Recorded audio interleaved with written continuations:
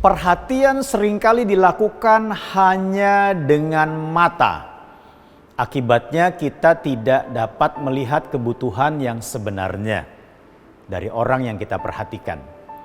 Yesus memberikan teladan, memperhatikan bukan hanya dengan mata tetapi juga dengan hatinya.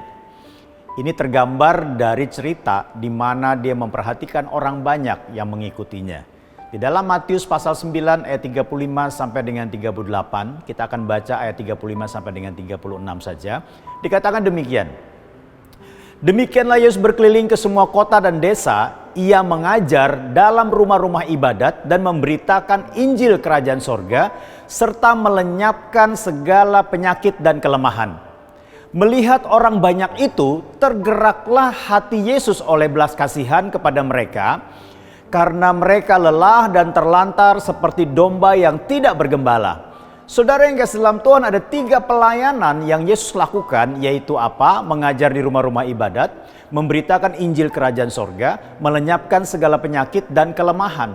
Dalam ayat ini, yang dapat kita pelajari dan juga ayat berikutnya yang dapat kita baca, kita bisa melihat bahwa yang menjadikan pelayanan itu efektif menjangkau kebutuhan orang adalah ketika bukan hanya tampak luar yang diperhatikan, tetapi tampak dalam orang-orang yang dilayani yang diperhatikan. Caranya adalah libatkan hati yang berbelas kasihan. Sehingga apa? Sehingga orang-orang itu disentuh bukan hanya kebutuhan jasmaninya semata, tetapi ada kebutuhan jiwani yang harus terpenuhi. Saudara, akibatnya ketika kita memperhatikan dengan hati kita, maka ada 2 akibat yang sangat penting yang bisa terjadi. Yang pertama adalah menjawab kebutuhan dengan tepat.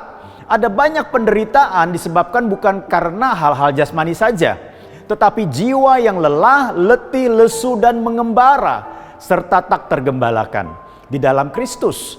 Ada kalanya pemenuhan kebutuhan jasmani menjadi jembatan untuk menjawab kebutuhan jiwani seseorang. Selayaknya jangan berhenti hanya dengan perhatian kepada kebutuhan jasmani saja. Lanjutkan sampai jiwanya mendapat perhentian di dalam Kristus. Yang kedua adalah mendoakan kebutuhan yang tepat.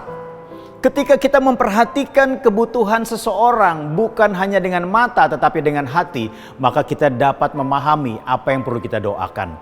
Di dalam Matius pasal 9 ayat 37 sampai dengan 38 dikatakan demikian, maka katanya kepada murid-muridnya, tuaian memang banyak tetapi pekerja sedikit.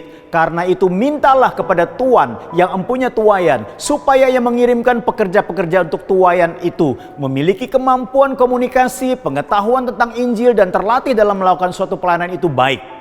Tetapi jangan lupa, lakukanlah dengan hati yang penuh belas kasihan agar kebutuhan yang sebenarnya terpenuhi. Tuhan Yesus memberkati.